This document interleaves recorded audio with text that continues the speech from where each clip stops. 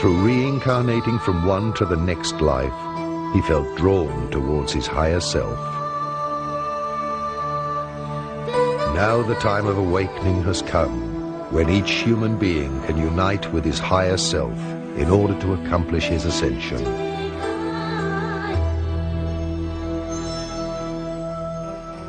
I'd like to discuss opening to inner guidance because I think that is the key that's required for the coming of the second Christ, as has been foretold. This Christ consciousness is within every single being, for the essence of God is what keeps us alive, that pure energy source as discussed by quantum physics. It is imperative at this time that we develop discernment, the ability to discern what is right for us, to listen to our heart, and to feel, to go with our intuitive guidance. What a lot of us are now doing, or becoming aware of the necessity of doing, is really learning to listen to the Christ within, to open up to the inner teacher, to open up to our inner guidance. And the way you do that is, again, simply aligning to the energy that sustains you through breath work, through light work, through conscious awareness and mind mastery.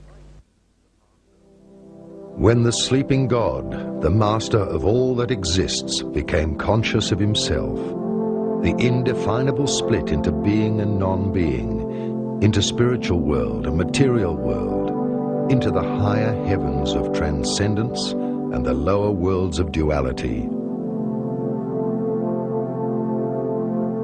The cosmos formed with all its dimensions and parallel worlds. The world of opposites, which we call duality, came into being. So there are immortal worlds which never experience change, and there are worlds which experience life through constant change. In order to be able to experience himself in infinite diversity, he created out of himself unlimited part consciousnesses, cosmic monads, who gather infinite possibilities of experience in worlds of duality, for the source of all existence. Every cosmic monad can gather experiences through the world of opposites, also known as polarity. Because such a part of God never descends into the mortal world of polarity, but only has to gather experiences, it separated a part of its universal mind and created the souls, a vessel for the universal experiences. The souls, on the other hand, worked in such a way that they needed many individual experiences. However, they could not identify themselves with these experiences.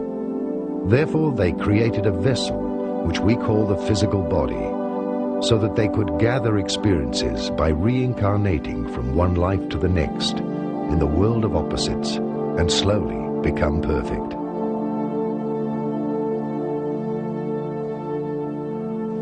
This parting is the rising of the cosmic Christ, or the cosmic crystal, which grows during the exhaling cycle of the source. One could also compare the growth of the cosmic cycle with the tree of life. Matter is the slow transformation from spirit into light and sound, and ultimately into alchemical crystallization. We are condensed shapes of light, like leaves of a tree, which after falling in autumn are reborn in springtime. Our experiences are preserved in the souls. The cosmos is like a school with many classrooms, and therefore there are, as in a school, different grades of maturity. These grades of maturity of the worlds are separated by different levels of vibrations of matter in different dimensions. Thus, different material and spiritual worlds may exist in one place simultaneously. The physical eye, which perceives everything on the frequency of the three-dimensional world, can see only the three-dimensional world.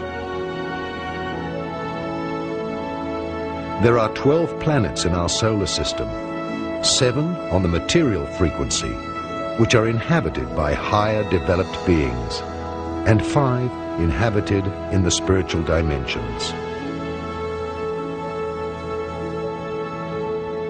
Good afternoon. We are here. It is our pleasure to be in your reality once again. And we are, of course, the Pleiadians, and as we've said, it is our pleasure to be here at this time to communicate with you, to give you an opportunity to understand our energy and who we are. This one that speaks through us, we call her our vehicle. She has given you an opportunity to listen to her interpretation of what she feels is taking place as a result of our contact with her. We would like to share with you for a few moments what we feel is taking place. You are sitting in what is called as a species on your planet in a crack in time. You are integral as humans to events that will change the entire course of the history of the universe that you occupy. This restructuring of Prime Creator's creations has to, let us say, it is accelerated in certain places that are pockets. Your Earth is one of these pockets. In actuality, your Earth is a library. It was originally designed as a place to store and hold tremendous amounts of universal data. You have occurring at this time what is called the return of the gods. Who are these gods? For eons it was understood that the gods came from space. Yet only recently, in your very short memory, have you separated these gods, thinking that the gods of the religions had nothing to do with what lie in the great cosmos outside of your planet. Now ideas are being fused together within the human species, and you are beginning to understand that the story of who you are and the place you occupy in existence is much grander than anyone ever dared to tell you. The big secret that has been kept from the human race. Well, it is no big secret any longer. You are surrounded by thousands, hundreds of thousands of forms of intelligence, millions of forms of intelligence in actuality, that are magnetized to the earth plane at this time because you, as a human species, must transmute yourselves. You must move into an entire new consideration, a reorganizing of your basic assumptions of reality. This is not so easy. It is challenging. There will be much chaos that will come first in order to bring about this restructuring. Many of you are confused and do not understand what is taking place.